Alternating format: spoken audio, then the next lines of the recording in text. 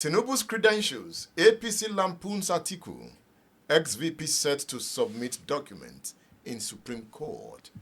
Should we be talking about a Nigerian leader, about certificate academic records? What does that say about us? Edmond, as you said when we began this program, it's a very critical moment to be a Nigerian. It's a, if you like, it's a very low moment for one to be a Nigerian. Recall that at the advent of this, of the Fourth Republic, I remember in 1999, Nigeria also started on the same keel by, having senior members of government in the person of Salisu Buhari embroiled in a certificate scandal. Yeah. You remember Salisu Buhari claimed he was born in 1963. It was later found out that he was born in 1970. He claimed to have attended the University of Toronto.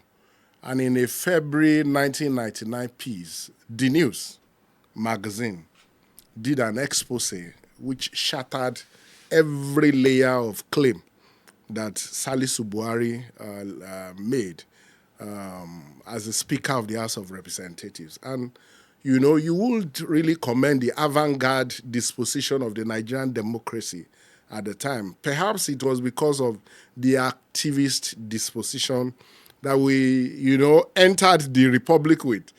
Don't forget that the Nadeco energy was still, radiating in Nigerians. And, there was a unanimity in the voices of Nigerians that, no, we cannot have this pollutant in our system. And Salisu Buhari was removed. Let's have at the back of our minds, too, that it was the press that unearthed this colossal identity fraud. And the press never said, even the North, that Salisu Buhari represented, never hid behind a finger by saying, no, he's our son, no, can we? Salisu Buhari left. Thereafter, we also had Evan Enwerem. Or Evans. Evans or Evan. And, the system was unsparing of Enwerem. He had to go. But gradually. And don't also forget that shortly after that, the then governor of Lagos State, Bola Ahmed Tinubu, was also embroiled in a certificate scandal and an identity claims.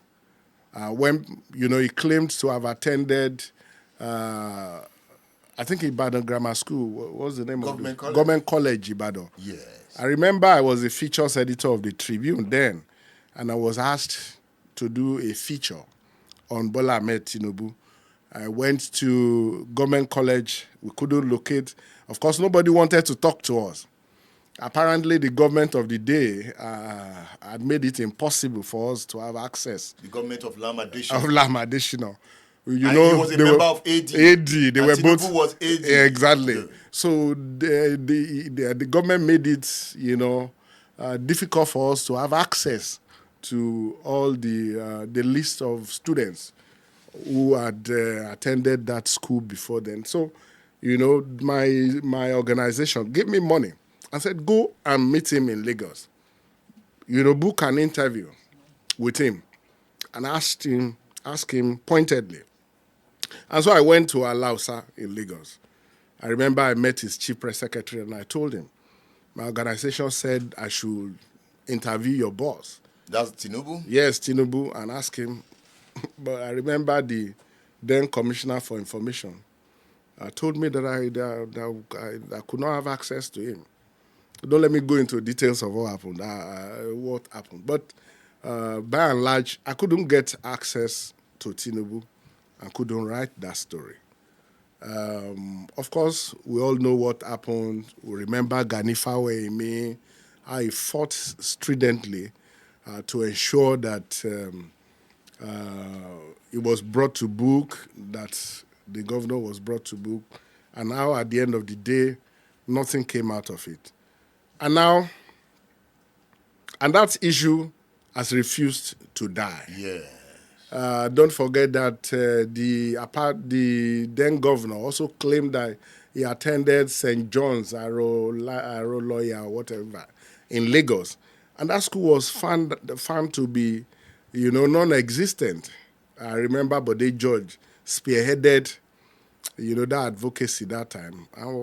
But we seem to, our energy, the kind of energy that we exhibited in 1999 as a people, seems to be waning by the day. And right now, we are at the edge of our tethers as a people.